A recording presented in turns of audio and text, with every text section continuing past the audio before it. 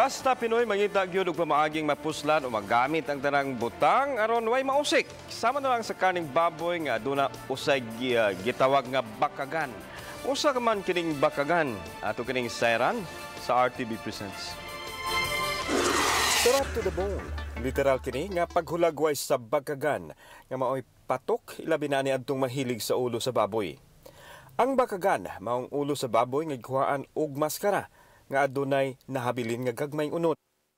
Di lang mga karne or naandang karne sa baboy ang himalitan kundi doon sa mga alternatibo. Barato ra apan samang gihapon sa kalami. Muna gitawag nilang bakagan diri sa carbon, no? Duha lang ni sila ang namaligya diri.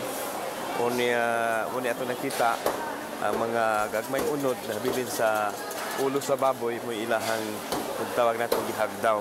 Unya doon sa mga suki nga ilahang prospect buyer niini. Inay ilabay, gidaginot yod ang tanang party niini. Gihilhil ang unod hangtod matigom. Gibutang kini sa planggana diin pwede mabaligya og tag 100 ang kilo. Ako si Choki. Dugay na diri sa bakagan. Nya ako sa gusto jud panangalin karon kay hirap dapig lagi. Mahimong himuon nga putahe sa mga sudan. Gawa sa unod, anausab ang utok nga kinaham nga sagol sa tuslubwa. Ano sila ang kalang ulo sa baboy. Ulo sa baboy, pwede ra sila mahimong kuan. Chorizo ang kuan ang unod. Ang unod ani kani, pwede ma-chorizo.